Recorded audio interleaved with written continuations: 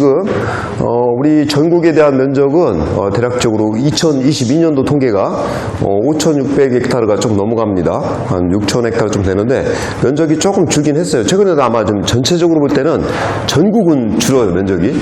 다만 논사는 약간 늘어나는데 그 이유가 다른 지역은 토경재배가 좀 많이 있습니다. 그 토경재배 하셨던 분들이 고령화가 되다 보니까 딸기 농업을 접으시는 분들이 많이 생기고 있다라고 보시면 될 것 같고, 그리고 이제 통계청에서는 우리가 이제 1,023헥타르, 근데 저희가 잠재적으로 볼 때는 1,030헥타르가 조금 넘어갑니다. 사실은 넘어가요. 그래서 논산만 늘어났다. 근데 불과 내가 15년 전에 10년 전에 통계는 820헥타르 잡았다는 얘기죠. 821헥타르, 한 200헥타르 이상 늘어났다는 얘기예요. 거기에서 여러분들도 딸기 농업을 하고 계신 분들의 자녀분들이 또 와서 확장을 하거나 귀농하셨던 분들이 또 이 딸기를 갖다가 새롭게 논산에서 시작을 했다는 거죠. 근데 다른 거는 그렇지 않은데 딸기 산업만큼은 급진적으로 바뀌었어요. 15년 전에 대한민국의 딸기 산업의 규모가 그 7천억 대가 되었었는데 지금은 1조 8천억 가까이가 됩니다. 그래서 과거에 비해서 거의 2.5배, 3배 가까이 성장을 했던 것이 딸기 산업이거든요. 딸기가 그만큼 실제로 재배하기가 어렵다 보니까 또 수입이 쉽게 안 돼요. 경쟁 가치이 없어. 지금 제가 경쟁 가치를 보니까 뭐가 딸기랑 경쟁이 될까라고 봤더니 경쟁 가치이 사실 별로 없어요. 지금 이제 캘리포니아 쪽에서 오렌지가 수입이 되면 겨울철에 약간 경합이 되는데 면적이 확 줄었어요. 거기가 건조기가 되면서 비가 안 오는 과정에서 경쟁 가치이 오렌지가 되면서 또 지금 뭐 거기 난리 났죠. 또 나고 여러 가지에서 때문에 딸기를 대체하면 경쟁과 딸기 농업은 잘만 터득하면은 수혜자는 농업이다라고 이렇게 볼 수가 있습니다. 딸기 농업하면서 후회하시는 분들 계신가요? 후회하시는 분 한번 손 한번 들어보세요. 있을 수 있어. 힘들어, 사실은. 제가 기록하신 분들이 처음에 딸기가 괜찮은데요? 라고 권장했다가 와서 막 뭐라고 하시는 거예요. 딸기를 이렇게 힘든 건 줄 알았으면 내가 안 했을 거다. 돈은 되죠. 돈은 되는데 힘들다는 얘기예요. 그래서 그렇게 말씀하시는 분이 계세요. 근데 대다수가 귀농하셨던 분들도 딸기 쪽으로 작목을 전환하신 분들도 만족도는 높다. 다만 일이 많습니다. 힘들긴 해요. 그거는 뭐 어쩔 수 없겠죠. 그래서 이제 그렇게 해서 늘고 있다라고 보시면 될 것 같고, 지금 이제 우리는 시설 재배 면적이 1,025헥타르, 이 중에 육류장도 있어요. 그럼 수경재배 면적이 600헥타르 정도로 해서 대략적으로 우리가 2,000농가를 계산할 때 1,400농가, 1,500농가 정도는 고설재배로 다 전화를 대부분 빨리 하셨어요. 그래서 여기 오신 분들의 경우를 바로 여기서 수요자를 한번 해보겠습니다. 이 통계가 정확치 않아요. 근데 제가 짐작하는 통계인데, 근데 불과 15년 전에 우리 논산에 언제냐, 2009년도 정도, 그때 수경재배 농가가 이제 한 20농가 될까 말까 그렇게 시작을 했습니다. 불과 16년 만에 1,500농가로 늘어났다는 것은 진짜 다이나믹하게 딸기 산업만큼은 급진적으로 바뀌었다는 얘기예요. 그러면서 우리 기술을 우리가 개발하고 그런 책자를 전국에 10,000부 이상을 뿌렸어요. 그리고 이런 기술들을 유튜브라든지 다양한 블로그를 통해서 보급을 하다 보니까 지금은 어느 자리 가든 어디 있든 쉽게 기술을 접목할 수가 있습니다. 그래서 지금 보면은 여러분들 바로 수요사 한번 할게요. 지금 고설재배 하고 있다. 손 한번 들어보세요. 고설재배. 많은 내리시고 토경재배 아직 하고 계시다. 네, 그렇습니다. 지금 이제 이분들도 이제 서서히 이제 변화를 할 거고, 토경재배에 대한 메리트도 있습니다. 왜냐하면 다른 농업과 같이 병행할 때는 괜찮은 면도 있고, 지역에 따라서는 그 필요성이 있습니다. 근데 다수가 고설재배로 이렇게 전환을 하고 있다라고 보시면 될 것 같습니다. 그래서 급진적으로 그렇고, 이거는 지금 이제 요즘에는 이건 저희 어디냐면은 저쪽에 딸기양 테마공원에 가면은 우리가 우리 팀에서 관리하고 있는 거트베드형 공중에 올렸다 내렸다 하시는 거예요. 이런 시스템도 있고, 과거 이제 기본 베이스로 저런 형태가 상단부에 있는 것이 가장 많고, 이거는 양촌에 원통형으로 해서 기존 딸기 베드에다가 원통을 3개씩 더 넣어가지고 추가해서 만들어 놓은 거예요. 이것도 사업을 해보니까 수확성은 보통 한 20% 내외로 더 증수가 됩니다. 여러 방식도 있다 보시면 될 것 같고, 그리고 이제 논산 딸기 재배 면적 품종 변화입니다. 옛날에 육보를 할 때도 있었지만은 옛날에 제가 처음 들어왔을 때 수홍딸기도 있었어요. 수홍딸기, 여봉딸기도 있었어요. 혹시 수홍이나 여봉딸기 해보신 분 계신가요? 아유, 대단하신 분이에요. 세 분 계셨어. 여기 두 분하고 저기 한 분 또 계셨어. 그분들은 나오셔요. 이거 책자 하나 드려야 돼, 이거. 이분들은 우리 그 역사의 산 증인이요. 거기 뒤에 두 분 나오셔. 부부니까 한 분 나오시고. 자, 이분들은 연세가 많으셔. 연세 많으셔서 응애도 안 보여. 힘들어. 이거 드려야 돼, 이거. 이거 비싼 거예요. 제가 개인 돈 산 거예요. 이게 뭐냐면은 이거 나중에 조립하면은 이렇게 LED가 나와요.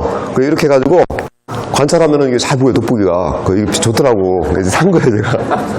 그래서 집사람한테 혼났어요. 이걸 샀다고 해서 혼나가지고. 하나 더 있어요. 이건 배터리까지 더 있어. 그럼 배터리가 없어. 그래서 우리 면적이 그 다음 바뀐 것이 품종이 지금 전국에서 나온 품종이 100가지가 넘게 나왔습니다. 그 중에 살아남은 품종이 몇 가지나 되냐? 전국에 5개밖에 안 돼요. 그래서 서량, 그 다음에 뭐가 있을까요? 죽향도 살아남았고, 금실딸기. 그 난방기 좀 꺼주실래요? 덥네요, 앞에서. 그래서, 그리고 뭐 죽향, 그 다음에 이제 금실. 근데 금실이 그렇게 많이 면적이 올라가지 않아요. 그 대신에 서량 다음에 우리 논산시에서는 굉장히 빨리 치고 올라오고 있다. 빨리 올라와요. 그래서 지금 면적 보면은 이제 서량이 대다수고 킹스베리가 가장 빨리 올라오고 있고 비타베리가 광석 농협을 중심으로 가지고 재배를 하고 있고 그 다음에 홍이딸기가 조금 올라오고 있습니다. 논산은 이렇게 이제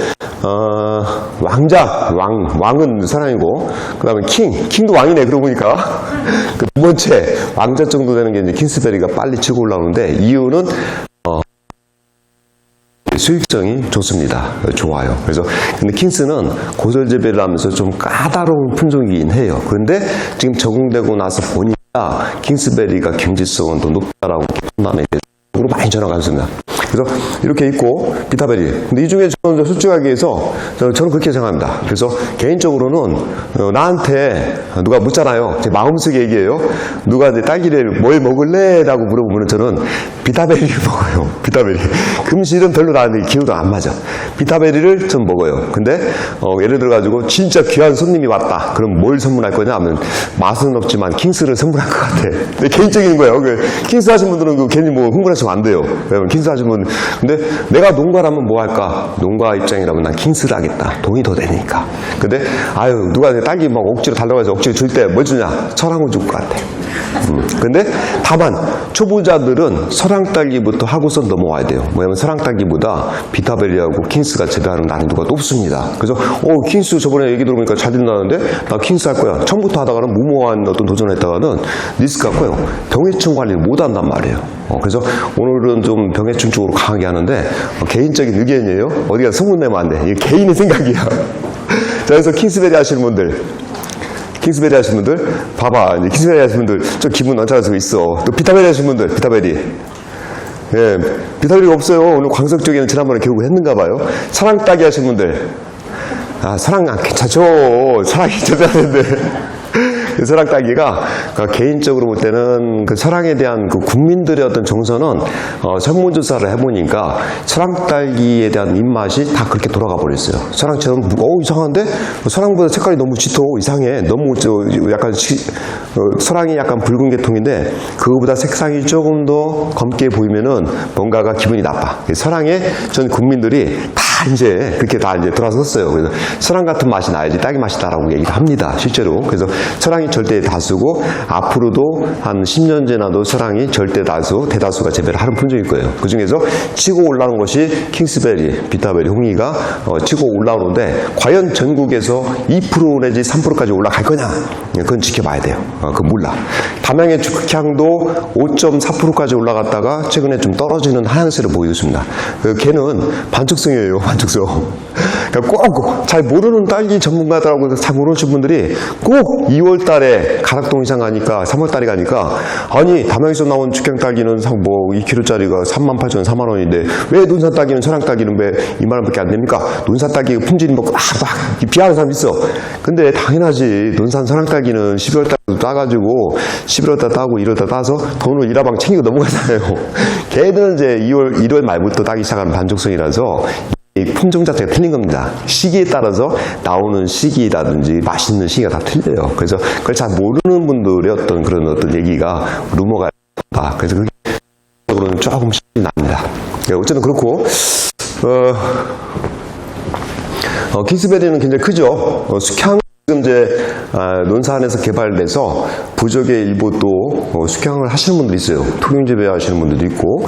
그래서 이분들한테는 내가 의견을 살짝 사이드로 물어보니까 난 그래도 이거 숙향을 할 거야 라고. 옛날에 육보를 하셨던 분들은 이 품종으로 그냥 가시는 분들도 있습니다. 경도가 나가요. 그래서 다만 이제 반쪽성이다 보니까 수확 시기는 좀 늦다라고 이렇게 할 수가 있고. 비타베리는 제가 먹어본 딸기 중에서는 맛은 좋아요. 근데 양이 좀 덜 나오기도 해. 재배하는데도 까다로워요. 시드름병에 오니까 작년도 기상이 정말 안 좋았잖아요. 온난화가 되면서 계속 6월 달에 뭐 비 오지 계속 폭우식으로 완전 열대지방처럼 그런 그 비가 내린단 말이에요. 스끌망식으로. 그러니까 그런 어떤 고온장 자체에서 시드름병에 매우 취약한 품종이 또 비타베리더라고요. 그래서 실제 농가들이 재배가 굉장히 어렵습니다. 하지만 재배를 해놓으면은 맛은 정말 괜찮아요. 그래서 비타베리를 저도 못 구해요. 가서 구하려고 가면은 양이 모질라서 못 구하는 입장입니다. 그래서 얘들은 직접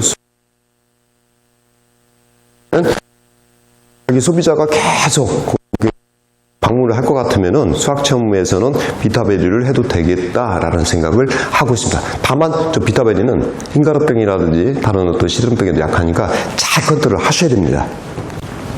그리고 써리베리 이 품종은 진짜 아까워요. 얘는 많은 분들이 접하지 못했어요. 따서 주머니에 넣고 다니다가 꺼내도 무르지가 않아요. 좀 거짓말 시키면은 다 깨물었을 때 이빨 부러져요. 이거 진짜 거짓말이에요. 근데 그 정도는 아니고 단단해요. 당도도 보면은 다른 거는 10브릭스 플러스 마이너스인데 쟤는 잘하면 14브릭스 이상 나오면서 경도가 좋아. 예전에 해외에다가 보내보니까 싱가포르의 그 가죽 단위 바이어가 이 품종을 보내달라고 하더라고. 이걸 보내주면 내가 다른 걸 다 사겠다. 그러니까 이것을 굉장히 첨단 프리미엄을 해서 팔려고 했었는데 이게 농가에서 재배하기가 너무 까다롭습니다. 어려워요. 그래서 SPC 파리제가하고도 다 계약을 했다가 결국 농가들이 선택을 안 한다. 왜냐하면 재배가 어렵고 나한테는 일단 내가 농가 입장이라면 나는 돈이 되는 딸기를 재배를 해야겠다. 그러니까 저도 방향은 소비자 중심이 아니라 생산자 중심에서 돈이 좀 되고 관리가 용이하고 그런 딸기를 저희도 권장을 사실 합니다. 어쩔 수가 없어요. 가재는 개편입니다. 그래서 팔은 안쪽으로 웃기 때문에 소비자보다는 생산자 중점적으로 가야지 않겠냐. 우리 지도사의 방향이다. 이렇게 얘기를 할 수가 있겠죠. 그리고 금실은 논산에 한 40농가 정도 해봤어요. 해봤는데 지금 계속 하시는 분들이 한 20농가가 되고 요 딸기를 찾는 분들은 또 찾아요.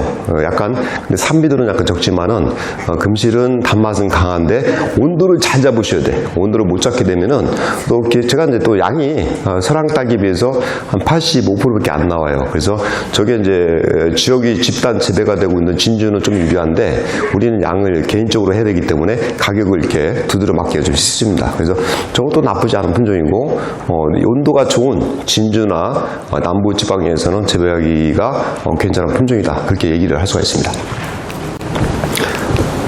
자, 이거는 이제 우리 부족의 다단 재배예요. 3단 재배. 그 뒤에는 2단 재배가 있어. 얘는 이제 심는 주수가 일반 여러분 한 동에 그 딸기 주수를 6,500주, 적게는 6,000주에서 많게는 7,000주 가까이 심는데 얘는 이제 3단 재배도 2단 재배가 있다 보니까 몇 주를 심냐? 한 14,000주를 심습니다. 그래서 실제로 한 동에서 옆 동에 그냥 1단으로 재배했던 것보다도 얘가 이제 7,000주를 심었던 경우보다도 정확하게 200%는 아닙니다. 한 170% 정도가 나와요. 근데 이분 같은 경우 수확체험을 해요. 수확체험을 하면서 소비자가 오니까 이렇게 딸기가 있는데 하단부는 전부 다 포토 재배예요. 포토 재배를 해서 나중에 오면은 하단부는 17,000원이니까 하단부에 있는 것도 굉장히 많아요. 요거를 화분에 그대로 담아가지고 18,000원에 팔아도 15,000원에 팔아도 잘 그러니까 한 주당 18,000원 따다가 그러니까 이분은 이제 경제적으로 봤을 때 뭐 화분으로도 팔 수 있는 게 한 몇 층에 나오고 또 수확성은 한 170% 이상 나오고 하니까 경제성이 된다는 거죠. 그래서 그동안은 왜 못했냐면은 다단 재배를 했을 때 이 빛을 어떻게 조사를 할 것인가 하단부가 좀 빛이 안 들어가요. 그래서 LED를 적용하니까 그 언제냐 12월 달하고 1월 달, 2월 달에는 전기료가 조금 더 들어가요. 200만 원 정도 들어가. 다른 거 50만 원 들어간다면은 근데 그래도 나는 생산성이 70%가 더 나오고 화분 재배를 해서 팔 수가 있기 때문에 훨씬 더 경제성이 있다 이거예요. 그래서 이런 것도 사업이 있어요. 근데 이것도 이제 내년도에 사업을 좀 확장을 할 계획인데 괜찮습니다. 이것은 조금 딸기를 잘 재배하신 분이 하셔야 돼. 그래서 이런 사업도 있다. 그래서 해보니까 실제로 이렇게 정식해서 개화되고 따고 끝나고 나서 5월달에 가면 또 런너를 받아요. 런너를 위해서 쭉 누릿해서 받으면은 이것을 삽식묘를 갖다 확보하는 데 되게 유리하더라고요. 그래서 그런 어떤 그 여러 가지 장점에 대해서 그게 존재하기 때문에 이것도 이제는 범용 기술로 앞으로 이렇게 자리매김할 거다. 라고 이렇게 볼 수가 있습니다. 이건 이제 식물 공장이에요. 완전 그 버섯사인데 버섯사에다가 지금 40평 정도 되는 데다가 4단으로 해버리니까 딸기를요. 여러분 우리가 9월달에 심어서 빠르면은 11월 초에 따가지고 이듬해 5월달에 마무리하잖아요. 얘는 언제 따냐? 7월달부터 따기 시작해가지고 지금 18개월째, 19개월째 따고 있어요. 계속. 근데 딸기 묘지에서 계속 하는 게 이게 실리다 보니까 병반이 없어. 병반 자체나 해충 자체가 계속 꼬이질 않다 보니까 옆에다가 계속 꽂아서 또 이어가고 하니까 18개월. 그래서 주로 딸기가 생산 안 되는 6월 말, 7월달, 8월달, 9월달, 10월달에 키로당 54,000원 정도를 판매를 하더라고요.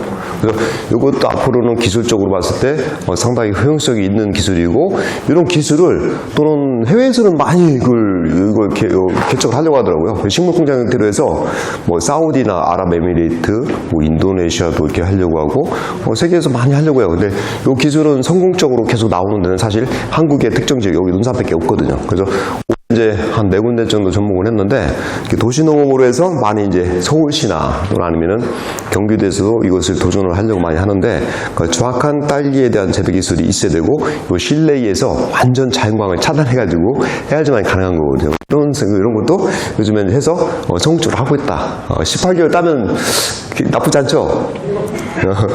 나중에 한번 심어놓고 계속 따스면 컸어요. 솔직히 병 안 들어가지고 계속 따스면 켰어. 근데 이제 한국의 여름은 너무 덥고 겨울은 춥고 하다 보니까 수확 기간은 여러분의 수확 기간은 대략적으로 봤을 때 한 6개월에서 7개월 정도가 이제 일반적으로 표고다라고 보시면 되겠지요. 네, 그렇게 보십니다. 네, 이런 것도 있다. 네, 이런 것도 있다. 그런 얘기가 되겠죠. 4군데가 돼 있어요. 자, 그러면 이제 올해 기상을 보자. 기상을 보면은 6월달부터 9월달까지 고온 발생이 됐습니다. 고온 발생이 됐는데 이거는 지금까지 우리가 경험해 보신 그런 경험을 못 해본 그런 기상 조건이 계속 우리한테 발생을 했어요. 너무 더웠죠.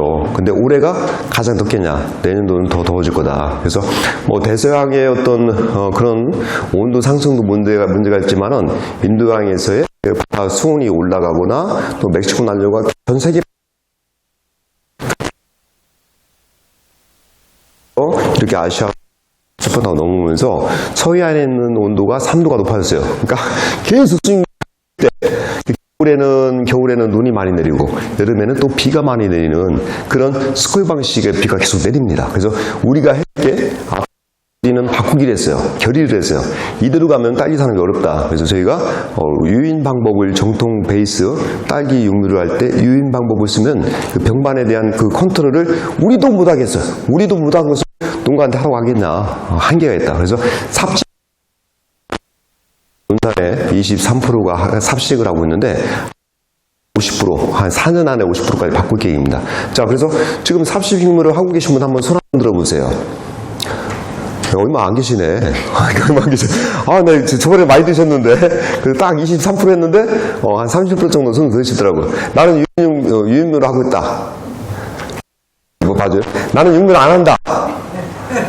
아, 육묘를 안 하시는 분들이 계시구나. 어쨌든 육묘는 내가 직접 해야 됩니다. 해야 돼요. 남한테 나의 목숨을 맡길 수가 없어요. 육묘만큼 중요한 게 없어요. 그리고 육묘, 아무리 우리 전문가라 할지라도 그 사람이 재배하는 과정을 모두 지켜보지 않는 이상은 알 수가 없습니다. 알 수가 없어요. 그래서 육묘 분쟁 사고 나면 저희한테 가져오지 마세요. 저희는 그 모든 사람들이 묘를 산 사람도 문제고 판 사람도 문제이기 때문에 그걸 우리가 진단할 수가 없습니다. 그래서 묘는 반드시 자기가 재배하는 것을 원칙으로 합니다. 육묘가 중요하다는 얘기죠. 그리고 1월달, 2월달 동절기 때 일조 부족이 계속될 거다. 저온이 또 예상된다. 그렇습니다. 앞으로 일조 부족, 온도는 한 3년 전에 논산에 1월 8일, 9일, 10일자에 3년 전에 영하 21도, 영하 20도 이렇게 떨어졌던 해가 있는데 이렇게 떨어진단 말이죠. 이렇게 떨어지는데 그거는 이제 어느 정도 괜찮다 하더라도 계속 흐린 날이 연속돼요. 그러면은 일조량이 부족해지면은 그 12월 달하고 1월 달, 작년도 12월 달 그때는 그나마 괜찮았는데 그 전년도 2023년도 12월 달 일조량이 논산이 원래 180시간 정도 나와야 돼요. 근데 그 해의 일조량을 다 조사해 보니까 128시간에서 130시간밖에 안 됐어요. 50시간이 날아갔어요. 그래서 그때 딸기가 익지도 않고 무름가도 많이 생기고 올해도 마찬가지고 그런 현상. 그리고 온도가 높다 보니까 작년까지 그래도 일찍 심어가지고 수확을 일찍 했던 분들이 올해 다 꽝이 나버렸어요. 꽝이 나버렸어요. 그래서 화분화가 제대로 안 되신 분들, 너무 일찍 심었던 분들이 그 화분화 됐다 싶어가지고 평년 기준에 심었는데 딸기가 그때가 일정하게 나오지도 않고 어떤 것은 꽃이 피고 어떤 것은 열매를 수확하고 있고 얘는 나올 기미도 안 보이고 사정이 없어요. 다 그래요.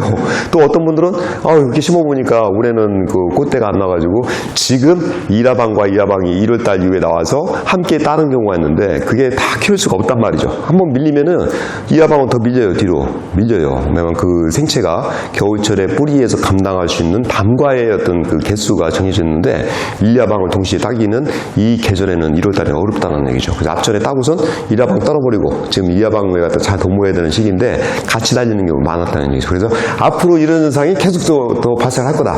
그렇게 이제 우리가 됩니다. 그래서 병반도 많았고 시드름병 많았고 또 뭐랄까 이제 기상적인 요건 때문에 화분화도 잘 안 됐습니다. 15년 동안 저희가 이제 매월 9월 6일하고 7일 화분화 통계를 논산시에 많은 분들이 딸기 연구소도 우리한테 물어봐야 되고 완주도 물어봐야 되고 전북 그리고 다른 어떤 강원도나 전남 지역에서 물어봅니다. 그래서 화분화 올해는 어떻게 될까요? 그래서 딱 결론은 그거예요. 평년 대비하면 30%가 화분화가 됐어야 돼요. 9월 6일자에 7일자에. 근데 거의 안 됐어요. 안 됐어요. 그러니까 앞으로 여러분들 이런 기상 조건이 계속 반복된다면은 일찍 심어도 리스크가 커진다는 얘기죠. 힘들어요. 어려워요. 그래서 병반도 많고. 그래서 지금은 이제 삽시기후에다가 정상적인 자기 날짜에다가 심어야 되겠다. 얘기들을 하고 있습니다. 그래서 그렇게 봐주고 금년도 수확 시기는 개화도 한 11일 정도가 지연이 됐고 수확 시기는 또 더 지연이 됐습니다. 그리고 지금까지 시장 반입 사항을 갖다가 가락시장 서울구 유통공사 쪽에를 다 뒤져봤는데 올해 시장에 반입되는 그 양이 전년 대비해가지고 계속 10% 내지 15%가 모질랐어요. 1월달까지 모질라서 지금도 모질라요. 그래서 반입량이 늘진 않아요. 그래서 금년도는 결국에는 반입량이 작년만큼 회복이 안 되겠구나. 평년 대비해서 그만큼 양이 줄겠구나라는 생각을 합니다. 그래서 딸기 가격은 그래도 뭐 괜찮게 가겠네라는 생각을 개인적으로 해요. 그래서 근데 이제 농림부나 그런 데서는 또 반대 개념도 여러 가지 복잡한 생각을 해요. 최근에 뉴스에 딸기 가격이 높으니까 소비자 물가가 지나치게 높아진 거 아니냐. 뭐 딸기 값이 금값이다. 내가 볼 때는 우리 생산자 입장에서는 비싸면 좋은 거예요. 근데 농림부나 저 정부 관계자들 입장에서 본다면은 딸기금이 비싸기 때문에 이거에 대해서 어떻게 대책이 없냐, 뭐 그게 낮추는 방법이 없냐라고 하는데 내 입장에서는 내가 그 딸기금을 낮출 수도 없고 어떤 딸기금이 높을수록 우리 농가들한테 도움이 되는 거니까 가만히 있는 거죠. 근데 결국 그것도 되게 민감한 상황이더라고 보니까 물가에 대해서는. 근데 어쨌든 올해가 역사상 딸기 가격은 가장 높은 가격으로 형성이 돼서 흘러갈 거다. 흘러왔고 흘러갈 거다. 이렇게 예측을 합니다. 네, 그렇게 해서 가고 육류 방법은 유인무에서 삽식유무로 가야겠다. 그리고 육류기 때 적용 약제는 예전에는요 20년 전만 해도 약제 방제를 요거 분무기통 있죠. 20리터 말통으로 해서 그 한 동에 서너 통 하면 끝났어요. 지금 동력 방지기 위해서 충분한 양량을 줘야 되고, 약제 방제도 예전에는 보통 7일, 8일 간격이었는데 그 5일 간격으로 줄이자라는 얘기를 10년 동안 하니까 요즘에는 5일 간격으로 줄이긴 했어. 4, 5일 간격. 근데 더 줄여야 돼요. 앞으로는 어쩔 수 없이 3, 4일 간격으로 육류기 때 어느 시점 되면은 줄여야 됩니다. 그래서 간격을 좁혀야 돼요. 우리가 이런 기상 조건에서 우리 역시 육류장에서 올해 세량류를 분양을 하면서 약제 방제 타임을 정확하게 3일에서 4일 정도로 줄였다는 얘기죠.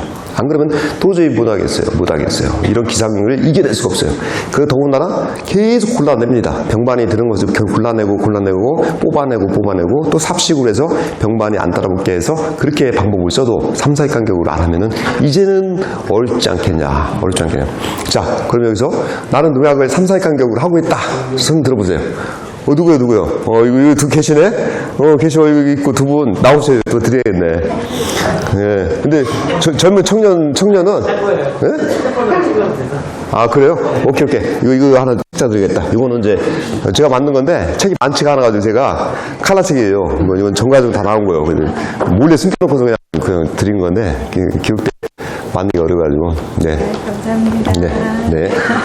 그래서 이제 그렇게 이제 간격을 좁히는 방법이 지금, 킹스나 또 그런 신품종은 그렇게 가야 됩니다. 설황은 그래도 버텨줘요. 3, 4일이 아니라 조금 더 그 뒤로 가도 되는데, 지금은 근데 기상변화 때문에 설황도 그렇게 가지 않으면 아니 되겠다라는 얘기를 드립니다. 해야 돼요, 진짜. 육류기 때는 하셔야 돼요. 근데 지금은 하라는 얘기가 아니라 육류기 때 지금은 어떻게 3, 4일 가격이에요? 못해요. 당연히 지금 뭐 하면 안 되죠. 근데 육류기 때는 그렇게 안 하면 도저히 끌어가지를 못하겠다. 지금 딸기가 아직까지 시드름이나 탄저가 있어요.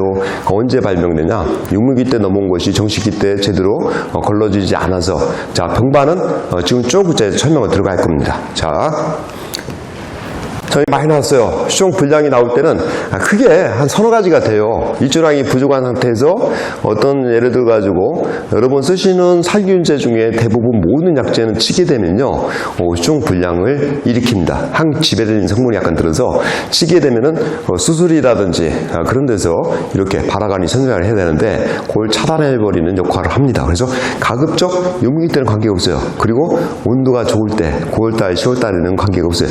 꽃이 필 때는 살균제는요, 웬만하면 안 쳐야 돼요. 그리고 꽃이 있을 때 가급적이면은 어떤 여항제나 노약을 섞어서 친 것도 하지 마셔야 됩니다. 가장 피하셔야 돼요. 정말 피하셔야 돼요. 근데 그 살균제를 치게 되면은 꼭 그런 분들 있어요. 언제 가는데 클라이막스가 오냐? 언제? 꽃이 막 필 때, 뭐 예를 들어서 올해는 꽃이 다 늦었지만은 평년도 기준하면은 10월 한 5일 정도에서 10일 정도 사이에 꽃이 피면은 이라방이 밀고 나오면서 꽃이 피면은 그 애는 이라방을 일찍 수확을 하는데 이라방은 뒤에 늦게 나와요. 설황품종이. 또 10월 한 20일 정도 꽃이 피게 되면은 적당하게 이라방을 따면서 이라방도 이렇게 간격이 터울이 좁아지면 오는데, 그때 10월 달에 시드름이나 흰가루병이나 탄저병이 가장 폭신적으로 눈으로 관찰될 때 언제냐? 10월 달입니다. 10월 달에 그냥 픽픽 쓰러져요. 그때 아깝지. 그때 물고 나왔는데 쓰러지는 게 그때 유가상 보이면은. 그리고 그 제거를 하는 것이, 그 병반은 언제 왔냐? 10월 달에 병을 못 잡아서 9월 달에 못 잡아서 아닙니다. 육류기 때 잡으셔서 넘어가야 돼요. 넘어온 거예요. 넘어온 겁니다. 그래서 넘어오는데 그것을 육류기 때부터 카운트를 못하면은 정식하고도 병반은 계속 일어난다. 지금도 생길 수가 있다. 올해가 그런 해예요. 그래서 그 병반에 대해서는 특히 꽃이 폈을 때는 가급적 뭐 이제 그런 거 있잖아요. 육류기 때는 하셔도 돼. 꽃이 안 폈을 때는 여항제를 줘도 약을 몇 번 해도 관계없는데, 꽃이 폈을 때는 냉정한 사랑이 필요해요. 딸기 막 달렸어. 그리고 꽃이 이쁘게 폈어. 아유, 탄스럽네. 올해는 딸기를 갖다 많이 따겠네. 뭐라도 한 번 더 줄까? 사람 같으면 이제 애기들 태어나면 여항제도 주고 우유도 주고, 특히 그 손자, 태어난 손자나 손녀를 데리고 할아버지나 할머니 댁에 가면요, 얘가 살이 뭐 한 달만 있으면 2, 3kg, 4kg, 5kg 쪄요.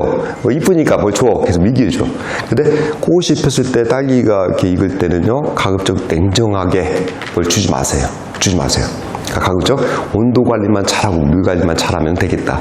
근데 그 앞전에는 꽃이 피기 전까지는 약을 잘 하셔야 돼요. 이다방 심어놓고 처음에 9월달에 심어놓고 나서 꽃이 피기 전까지 약재 방제를 거의 3일 간격 하셔야 돼요. 꽃 피고 나면은 못하니까 그렇게 보셔야 돼요. 그리고 이다방이 수확이 어느 정도 이렇게 진행이 될 때 이다방이 올라오기 전에 그 사이가 있어요. 그때 제빛곰팡이나 흰가루병, 예를 들어서 흰가루병이나 또는 그런 병에 대해서도 약재 방제를 좀 하셔야 됩니다. 그래서 꽃이 있을 때라는 게 아니라 꽃이 없을 때는 얼마든지 약을 칠 수가 있으나 겨울철에는 꽃이 있다면 약을 못 하기 때문에 그때는 충분하게 앞전에 그 카운터에 하셔야 된다는 얘기죠. 잡으셔야 된다는 얘기가 되겠죠. 자, 쭉 한번 더 보겠습니다. 이런 게 올해 많았고, 무릉과도 지금 많을 거예요. 무릉과가 나오고 착색이 왠지 안 돼. 착색도 안 되고, 또 이것은 뭐 이제 계속 뭐냐면은 온도를 대부분 못 잡거나 내부 습도가 계속 높았을 때 하우스 구조로 보면요. 특히나 이런 경우 많아요. 특히 뭐 이제 그 킹스베리 같은 경우는 탈백이나 그것을 갖다가 이제 설치를 해서 그 빛에 대한 보강을 해줘야 되는데, 이게 동서 방향은 그래도 일정하게 동서가 아니라 남북 방향으로 돼서 길게 돼 있는 하우스는 해가 넘어가면서 고설재배, 통영도 마찬가지지만 해가 골고루 이렇게 돌아가요. 근데 동쪽 방향이 좀 빨라. 근데 이렇게 동서 방향으로 된 하우스에다가 딸기 심어 놓으면은 이 북쪽면에 달리는 딸기는요, 얘는 햇빛을 못 봐요. 그래서 얘 확실히 늦죠. 나중에는 이하방 때쯤 한 2월달 되면요, 생육도 차이가 나요. 그래서 그런 사리는 항상 온도를 갖다가 더 잡아준다든지, 온도가 딸기는 있는 속도가 만약에 15도, 10도에서 관리라면요, 딸기 숙기가 60일이 걸려도 익지 않습니다. 근데 온도를 낮에는 가급적 25도까지 잡으려고 노력하셔야 됩니다. 그리고 구름이 계속 껴가지고 내부의 습도가 높아진다든지 구름이 없는 날에는 난방을 트셔야 돼요. 난방 틀어서 온도라도 주게 되면 온도에서 딸기는 습기가 달라집니다. 그래서 야간에 그리고 가급적 9도에서 10도로 잡고 노력하셔야 됩니다. 그것이 딸기를 좀 더 품질을 개선한 방법입니다. 이렇게 무릉과 나온 경우는 대부분 토경에서는 그 창가 쪽, 특히 하우스가 있으면은 가장 북쪽면에 있는 딸기에서 이렇게 무릉과가 많이 생기는 경우도 있고, 온도 관리에서 큰 차이가 납니다. 그래서 온도를 잡아주시면은 이런 무릉과가 생겨요. 그리고 또 한 가지, 딸기가 있을 때 그런 어떤 그 호르몬 문제를 치면 안 돼요. 작년도 12월 달에 킹스를 많이 하셨던 분들 위해서 박스를 60개를 따왔는데 80개를 따왔는데 전부 다 반품을 맞았어요. 어느 지역에서. 잼따기로 다 갔어요. 그때 언제 12월 달. 그때가 일조량이 부족할 때에 호르몬제를 치게 되면 작업을 못 해요. 사람이 딸기를 만지는 순간에 그냥 물러버려요. 그래서 전부 다 잼따기로 갈 수밖에 없는 거. 그냥 팔았으면 그것도 꽤 돈이 되는, 뭐 한 300만 원, 400만 원이 되는 돈인데 그냥 끝나버리기 많아요. 그래서 12월 달에는 어떤 뭔가를 치는 것 자체는 좀 피해야겠다. 그렇게 이제 얘기를 합니다.